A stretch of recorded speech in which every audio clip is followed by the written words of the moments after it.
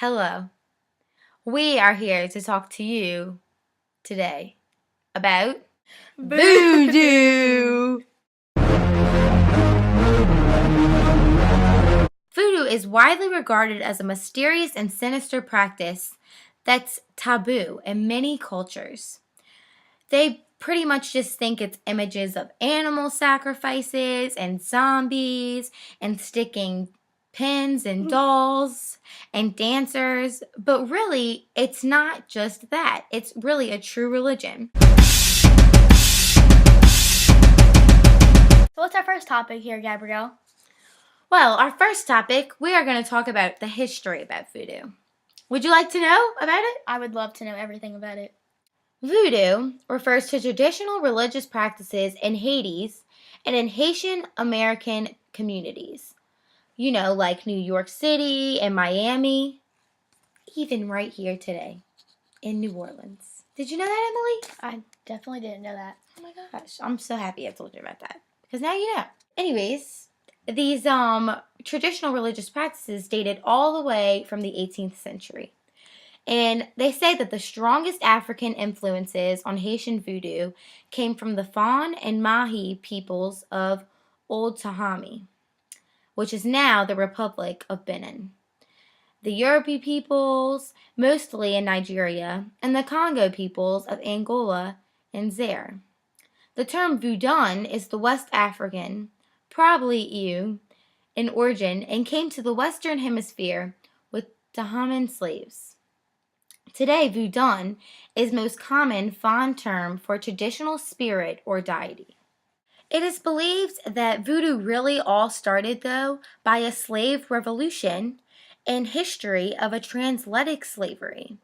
So they believe that, they're going through this hard time in this revolution, and that they felt that maybe if they went towards this religion, voodoo, and prayed to the gods and performed certain ceremonies, that this would help them and give them the courage to rebel and get out of this forced labor and just this hard time that they were going through during the slave revolution. And that is how voodoo really started. Thank you for that, Gabby.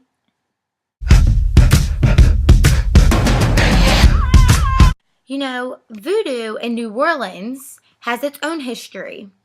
It is more distant from its Haitian roots, and scholars believe there were 3 generations of women called Marie Laveau who worked as spiritual counselors in New Orleans.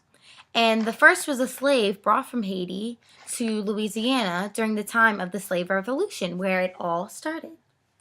So Marie Laveau is a voodoo queen of New Orleans, and she was said to have kept a large snake on her altar, which was a representative of a spirit, and she would go into possession while dancing in Congo Square, presided over an elaborate annual ceremony on the banks of Lake Pontchartrain on St. John's Eve, which is June 24th. Can you believe that? I Just can't. right in your backyard. I know. It's crazy. All of this crazy stuff was happening. Voodoo ceremonies by the Voodoo Queen. So, now that we know all about the history of voodoo, why don't you tell us about their traditions and about what they believe in and what they practice and, their ceremonies and all that? I would love to. So, most spirits have a Catholic saint's name and an African name. Their daily acts of devotion are lighting candles and pouring liberations. They are said to wear a favored spirit colors and observe food and behavior prohibits the spirit's request. Voodoo has ancient traditions of ancestors that worship animism.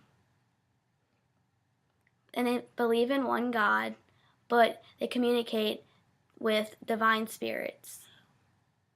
Yeah, so that's really cool. That is so, there's So it's the one God. Yeah, and then they have a bunch of them. Okay. So tell me more about that. The individual becomes the God themselves. Oh my gosh. I know, it's crazy. This is just nuts. They believe the soul of the living people have been displayed by the God. Spirits are called to heal the sick, help the needy, and provide solutions to life problems. So, I mean, that's cool. Yeah, they're there to help always. It's kind of like a doctor or something. Yeah. Africans honor spirits who are less powerful than God, but more powerful than humans.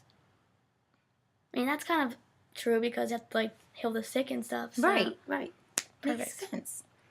The spirits include ancestors of the living, spirits of the twins, and other spiritual beings who represent force of nature. During a voodoo ceremony, people sacrifice animals to Iowa. Okay, so And who is Iowa? Iowa are various spirits of family members. And so I heard you say something how their spirits include ancestors of living, spirits of twins, and like spirits of anything that is recognized with the force of nature. What is that all about? Oh, okay, of course. The twins are rather mysterious set of forces. They're good and evil, happy and sad, and so on. If honored now and again in religious services, they will need to help you have the better side of life. And tell me a little more, about their ceremonies, what they do there. All right. Voodoo is a service, the religious rites of religion, held outside, under a rough roof, and around a pole. And drums are very necessary for these ceremonies because they help provide music and dancing during it. Okay. A master of ceremonies is always present. Those in attendance are nearly participants, and most can be mounted by Iowa. Mounted? What do you mean by mounted? Mounts can even cause various good and bad things to happen to people. Oh, really? And it's something about the Iowa will give messages to the people when he mounts them? Yes, during the ceremonies. Okay, cool.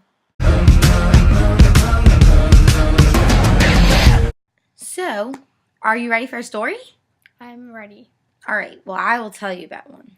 So, an anonymous woman who wrote this, so she said that she was never a believer in witchcraft or anything until one year she was living in Kentucky where she became friends with this lady. They kind of felt that she was a little strange, but, it was nothing serious. Until one day they found out that she believed in voodoo. So she didn't think anything of it. They just thought she was kind of weird. So one day, she was watching TV, watching a movie, and then she goes to bed. She has this dream that there were 3 men, and their skin complexion was gray, and they were sweating very bad.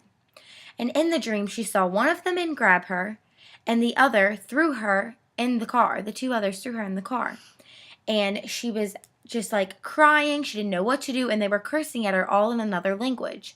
So what she did was prayed because that's all she knew what to do. So then all of a sudden her husband said that she woke up screaming, and she had no idea that she was even screaming. And her husband was scared to death. He said that she started speaking another language and that her eyes rolled to the back of her head and her body was stiff as a board. And all of a sudden, their door that was open slammed shut, and the fragrance of the girl who believed in voodoo came over into the room. And she just knew that she was the one who sent those spirits in her dreams. And she said that she would have never believed it until this one night happened to her. That was the story. I hope you enjoyed it. So we hope you enjoyed our presentation on voodoo. Thank you for watching. And we really hope that you took some good stuff about it away. Catch you later. Catch you later. So what's our first topic? Well, Emily, our first topic...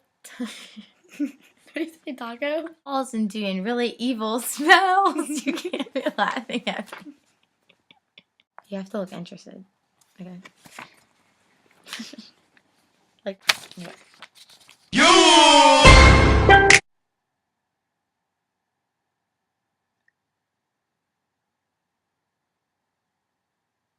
Okay, that's like... So was that it? think animism,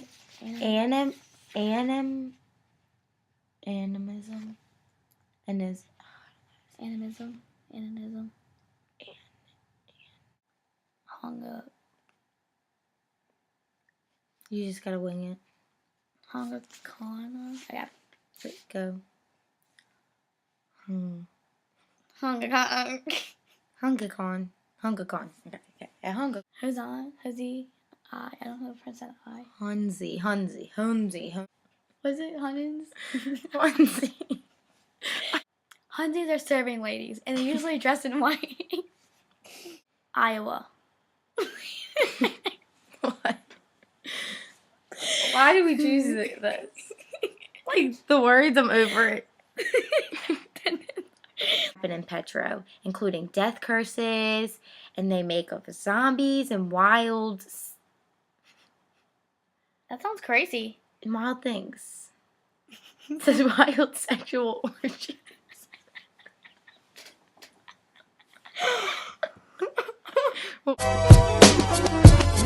Mamas.